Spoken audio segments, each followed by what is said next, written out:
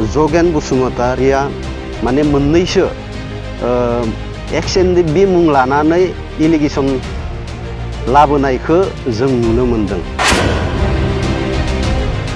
17 बोसोराव बेसेबां जाफ्ल'दो जाफ्ल'आखै बेफोरखौ रायजोफोरनो खोन्थानानै नोंथाङा पलिटिक्सनि भइसखौ होबासो मोजां जागोनखौ आङो सानदों। जगेन बसुमतारिया सान ससेयाव दावहा नागारनानै फैग्रा सासे सुबुंसो। एक्स एनडिपिनि सायाव माने गोबां खोथा बुंनायखौ नुनो मोनदों। बिथांनियाव नलेज एबा बिथांनियाव जोङो एक्स एनडिपिफोरा मा मोनदों मा मोनाखै बिथाङा बेखौ मिथिगोनो मिथिया जोंहा मोनसे डाउट दङ। जे जानानै थांनाय बड'लेण्ड महोत्सव 15 आरो 16 जि जानानै थांबाय, जोङो एक्स एनडिपि वेलफेयार एस'सिएशननिफ्राय जोङो हामलायथि बावहरनो सानदों। थांनाय आबसु बर' साहित्य सभा जोंनि माहारियारि आफाद जे बिथांमोना गोदान दिल्लीयाव जे मोनसे बड'लेण्ड महोत्सव फालिहैबाय, बेवहाय जोंनि बर' समाजनि गासै रायजो राजाफोरा बाहागो लादों आरो बे बाहागो लानायनि गुबै जाहोन एबा थांखिखौ नोजोर बोनानै जोङो इनायनो एक्स एनडिपि वेलफेयार एस'सिएशननिफ्राय बाख्नायनो लुबैदों। जोंनि जा राव हारिमु आसार खान्थि भारतबर्ष एबा गासै दुनियावनो जे मोनसे जोंनि बर' थुनलाइ आफाद आरो आबसु बे मोननैबो जे दोलोआ जाबायदि रिप्रेजेन्ट खालामहैदो बियो इनायनो बाख्नायथाव। उननि समफोराव जोंनि जा हारि दानायनि जि मोनसे नेरसोन, दा बिनिखायनो आङो एक्स एनडिपि वेलफेयार एस'सिएशननिफ्राय जोंनि जा माहारिनि दोलो फोरखौ आङो गोसो गोरबोनिफ्राय बरायहरनाय एबा गाहाम हामलायथि बावहरबाय।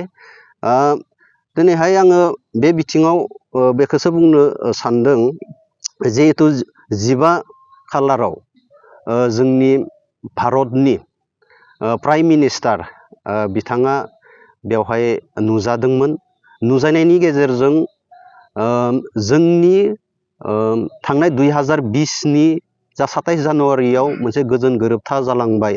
दा बे गोजोन गोरोबथाखौ नोजोर बोनानै जोंनि भारतनि गिबि मन्त्रि बिथाङा नरेन्द्र मदि बिथाङा जे गोबां माने जोंखौ थुलुंगा होनायखौ नुनो मोनदों। जोंनि गेजेराव मोनसे गोजोन थासारिया फैनायखौ नोजोर बोनानै दा आङो दिनैहाय बेखौसो बुंनो सानदों जे बिथांनि स्पिचनि गेजेरजों मोननैसो एक्स एनडिपिफोरनि दफाफोरनि सायाव बुंदोंमोन। दा बेवहाय इनिफ्राय जोंनि तामुलपुर डिस्ट्रिक्टनि बेन्दोङाव थानाय बिथां मा होनगोन जगेन बसुमतारिया माने मोननैसो एक्स एनडिपि मुं लानानै एलिगेसन लाबोनायखौ जों नुनो मोनदों। दा आङो गिबियाव बिथां जगेन बसुमतारिखौ बुंग्रोनो सानदों। बिथांनि एलिगेसन लाबोनायखौ क्लारिफिकेसन होनायनि आगोलनो आं नैबेखौसो बुंग्रोनो सानदों। जगेन बसुमतारिया सान ससेयाव दावहा नागारनानै फैग्रा सासे सुबुंसो। बिथाङा दिनैहाय माबायदिहाय एक्स एनडिपि मुं लानानै दिनैहाय एक्स एनडिपिफोरखौ लासिंसिं खालामदों, जोङो माने सारप्राइज जादों। जोङो जिहेथु नैबे तामुलपुर जिल्लानि बेन्दोङावनो जोङो बखबाद खालामो। बिथाङा सान ससेयाव फैनानै दावहा मा होनगोन नागारनानै फैग्रा सासे सुबुंसो। बिथाङा सासे बिपिएफनि बिथाङा कर्मिसो बै समनिफ्रायनो। दा बे दिनैहाय बिथाङा गोबां माने हिसाबफोर दिनैहाय बिथांखौ बिनायखौ नुनो मोनदों आरो एक्स एनडिपिनि सायाव माने गोबां खोथा बुंनायखौ नुनो मोनदों। बिथांनियाव नलेज एबा बिथांनियाव जोङो एक्स एनडिपिफोरा मा मोनदों मा मोनाखै बिथाङा बेखौ मिथिगोनो मिथिया जोंहा मोनसे डाउट दङ। आङो गिबियाव एक्स एन डि बिफोरनि मोननाय मोनै बिनि सायाव आङो नैबेखौ बुंग्रोनो सानदों। जोंहा एक्स एन डि बिया 4,04,203 जन जोङो होनो हाबाय एक्स एन डि बिफोरनो। बेनिफ्राय जोंहा 1986 नि 3 अक्ट'बरनि उननिफ्राय 34 इयार्स संग्रामाव गोबां मार्टियास जादों। दा बे मार्टियास जानायफोरनो जोङो 632 जन जोङो मुंख्लं न'खरनो 5 लाखसै दिनैहाय जोङो होनो हाबाय। आरो जाखिनि आद्रा दङ बिथांमोनखौ जोङो उननि समफोराव लासैनो बाजेट सेसननि गेजेरजों जोङो होनो थाखाय बा जोंनि जा गभर्नमेन्ट मानगोनां प्रमद सार दैदेननाय बिटिआर नि गभर्नमेन्ट दा बिथांमोना होनो थाखाय आखायाव लादों। दिनैहाय आङो आसरितसो मोनदों। लोगोसे बिथाङा बुंबावदो जे 1500 कौटिनि बिथांनो हिसाब नांगौ होननानै बिथाङा बुंदों।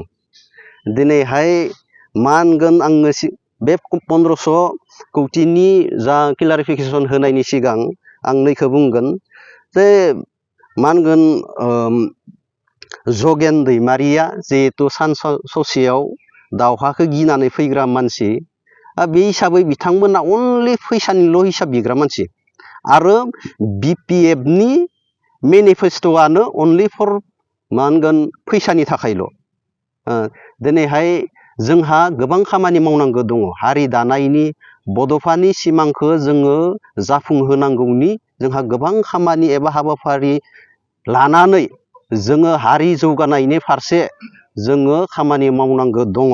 दा बे हिसाबै जिहेतु बिथांमोना 1500 कौटिनिखौ हरबाय होननानै जिहेतु जोंनि भारतनि मन्त्रि बिथां मा होनगोन नरेन्द्र मदि बिथाङा जिहेतु एसे एनाउन्स खालामनानै होदो। दा बेवहाय गोबां जोङो पर्यायक्रमै जोङो बायदिसिना लुफुंबाय थादों। अनगयिं स्किम बा जोंनि जा बिटिआर सरकार एबा प्रमद सारनि जि गभर्नमेन्ट दा बेवहाय खामानि मावनायखौ जोङो नुनो मोनदों।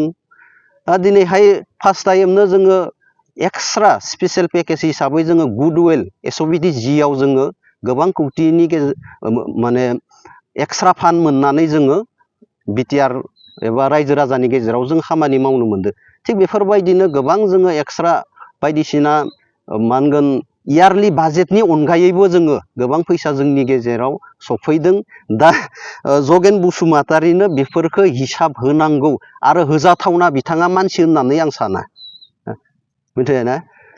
बिथांनो बेफोरबायदि हिसाब होथावना मानसि होननानै आं साना। बेनिखायनो आङो दिनैहाय बेखौसो बिथांखौ बुंनो लुबैदों जिहेथु नोंथाङा दावहाखौ गिनानै फैग्रा मानसि। बेनो जाय समनिफ्राय नोंथाङा दावहाखौ गिनानै फैबाय बै समनिफ्राय नोंथाङा BPF दोलोजों दङमोन। दा बेवहाय बेनिफ्राय BPF नि प्रिन्सिपाल अफ आइडियलजिखौ नोजोर बोनानै 17 बोसोराव बेसेबां जाख्ल'आखै बेफोरखौ रायजोफोरनो खोन्थानानै नोंथाङा पलिटिक्सनि भइसखौ होबासो मोजां जागोनखौ आङो सानदों। जोंनि XNDBफोरखौ बा जोंनि जा थाबोनाय एबा जा माने आद्रा थानाय दफाफोरखौ नोजोर बोनानै नोंथाङा ओरैनो आबां जाबां भुवा माने उपप्रसार खालामनायनिफ्राय गोजानाव थानो थाखाय आङो XNDP वेलफेयार एस'सिएशननिफ्राय नोंथांखौ गोख्रोङै खावलायहरनाय एबा गोख्रों रावजों बुंहरनाय जायो।